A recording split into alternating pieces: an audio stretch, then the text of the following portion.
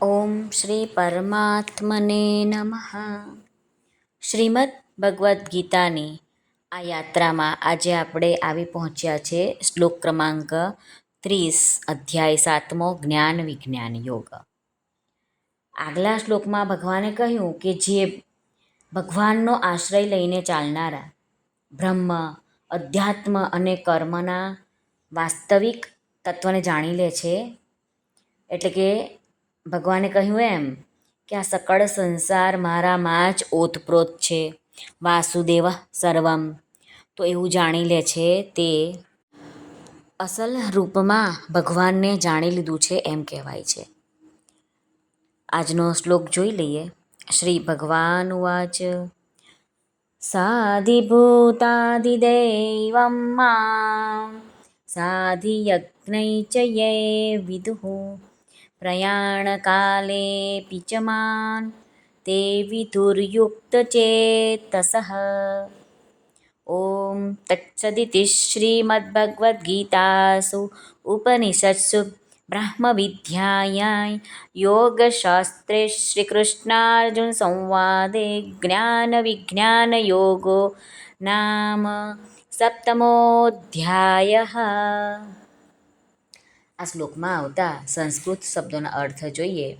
યે એટલે જે માણસો, સાધિભૂતાદિ દૈવમ એટલે કે અધિભૂત અને અધિદૈવ સહિત,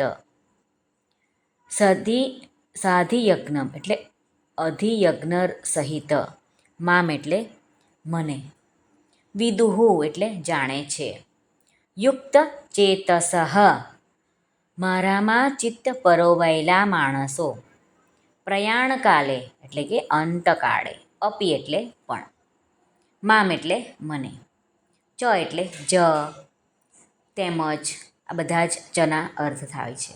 વિદુહુ એટલે ઓળખી લે છે, એટલે કે ભગવાનને પામી જાય છે.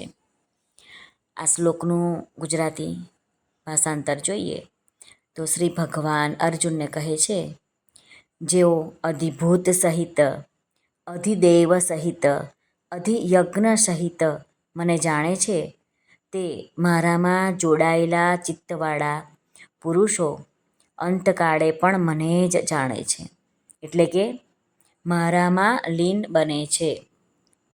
સાધક સંજીવનીમાં રામ સુખદાસજી મહારાજ જે વિવેચન કરે છે તે આપણે સાંભળીએ. મહારાજ કહે છે કે અહીં અધિભૂત આમ નામ આપ્યું છે, તો એ કોનું નામ છે? તો એ નામ છે ભૌતિક સ્થૂળ સૃષ્ટિનું, કે જેમાં તમોગુણ પ્રાધાન્ય છે. આ આપણને આંખની સમક્ષ જે પણ સૃષ્ટિ દેખાય છે તે ભૌતિક સૃષ્ટિ છે અને એ આપણને સત્ય દેખાય છે, પણ ખરેખર એવું નથી. સત્યતા, સ્થિરતા, સુખરૂપતા, શ્રેષ્ઠતા અને આકર્ષણ, આ આપણે જે દેખાય છે એમાં આપણે જોઈ રહ્યા છે. પણ આ સત્ય બધું વગેરે જે છે તે ભગવાનમાંથી જ ઉત્પન્ન થયેલું છે. એ સંસારનું નથી. સંસાર તો ક્ષણભંગુર છે. જેવી રીતે બરફ પાણી વગર નથી બનતો, એવી જ રીતે ભૌતિક સૃષ્ટિ, એટલે કે આપણે અહીં શબ્દ વાપર્યો છે ભગવાને, અધિભૂતની સત્તા ભગવાનના વિના નથી હોઈ શકતી. તેથી તત્વરૂપે આ સંસાર ભગવત સ્વરૂપ જ છે એમ જાણવું, એને જ અધિભૂત સહિત ભગવાનને જાણવું છે. હવે બીજો એક શબ્દ આપ્યો છે કે અધિદૈવ, તો એ નામ છે હિરણ્યગર્ભ બ્રહ્માજીનું છે, કે જેણે સૃષ્ટિ રચી છે, જેમનામાં રજોગુણનું પ્રાધાન્ય છે. ભગવાન જ બ્રહ્માજીના રૂપમાં પ્રગટ થાય છે, એટલે કે તત્વરૂપે બ્રહ્માજી ભગવત સ્વરૂપ જ છે એવું જાણવું, એને જ અધિદૈવ સહિત ભગવાનને જાણવું કહે છે. હવે ત્રીજો શબ્દ આવ્યો છે અધિયજ્ઞ. અધિયજ્ઞ નામ ભગવાન વિષ્ણુનું છે, કે જે અંતર્યામી રૂપે બધામાં જ વ્યાપ્ત છે અને એમનામાં સત્વગુણનું પ્રાધાન્ય છે. તત્વથી ભગવાન જ અંતર્યામી રૂપે બધામાં પરિપૂર્ણ છે એમ જાણવું એને જ અધિયજ્ઞ સહિત ભગવાનને જાણવું કહે છે. તત્વ રૂપે અધિભૂત, અધિદૈવ અને અધિયજ્ઞ ભગવાન શ્રી કૃષ્ણ જ છે. શ્રી કૃષ્ણ જ સમગ્ર ભગવાન છે.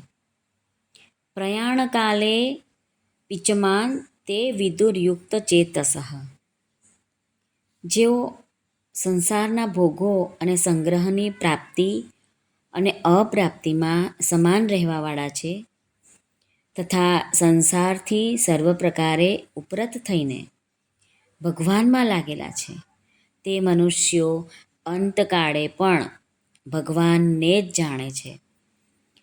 અંતકાળની પીડામાં પણ તેઓ ભગવાન જ અટલ રૂપે એમનામાં સ્થિત રહે છે. ભગવાનમાં જ એમનું મન સ્થિત રહે છે. તેઓની એવી દ્રઢ સ્થિતિ હોય છે. એવા સ્થૂળ અને સૂક્ષ્મ શરીરમાં ગમે તેવી હલચલ થવા છતાં પણ વિચલિત થતા નથી. આ રીતે ઓમ તત્સત આ ભગવાન નામોના ઉચ્ચારણ સાથે બ્રહ્મ વિદ્યા અને યોગશાસ્ત્રમય શ્રીમદ ભગવદ્ ગીતાપનિષદ રૂપી શ્રી કૃષ્ણાર્જુન સંવાદમાં જ્ઞાન વિજ્ઞાન યોગ નામનો 7મો અધ્યાય સંપૂર્ણ થયો. શ્રી કૃષ્ણાર્પણમસ્તુ. યોગેશં સચ્ચિદાનંદં વાસુદેવં વ્રજપ્રિયં ધર્મ સંસ્થાપકં વીરં કૃષ્ણં વંદે જગદ્ગુરું. શ્રી કૃષ્ણં વંદે જગદ્ગુરું. આજે આપણો આ 7મો અધ્યાય જ્ઞાન વિજ્ઞાન યોગ પૂરો થયો. આશા છે કે આપને ગમ્યો હશે અને આ અધ્યાયમાં ભગવાને જે જ્ઞાન વિજ્ઞાન સહિતનું જ્ઞાન આપ્યું એ આપના સુધી પહોંચ્યું હશે અને આપના મનને શાંતિ થઈ હશે. આ અધ્યાય સાંભળવાનું એટલો મહિમા છે અને એની સાથે એના મહાત્મયને પણ સાંભળવું જરૂરી છે. આ અધ્યાયને સાંભળવાથી આપણા પિતૃઓને મોક્ષ મળે છે. આપણા ઘરનું વાતાવરણ શુદ્ધ થાય છે, સકારાત્મક થાય છે અને જે મૂળ કારણ છે તે આપણો આત્મા શુદ્ધ થાય છે, જેને આપણે આવતા જન્મમાં લઈને જવાનું છે એ શુદ્ધ થઈ રહ્યો છે. તો આપણે સૌએ જરૂરથી ગીતાનું પઠન પાઠન કરવું જોઈએ અને બીજાઓને પણ કરવા માટે પ્રેરણા કરવી જોઈએ. આપ સર્વનો ખૂબ ખૂબ ધન્યવાદ. આપ સર્વને જય શ્રી કૃષ્ણ. રાધે રાધે. હરિઓમ તત્સત. જય ગુરુદેવ દત્ત. જય સ્વામિનારાયણ. જય માતાજી. નમઃ પાર્વતી પતે. હર હર મહાદેવ. હર સિદ્ધેશ્વર મહાદેવની જય. સર્વનું કલ્યાણ થાઓ, સર્વનું કલ્યાણ થાઓ, સર્વનું કલ્યાણ થાઓ.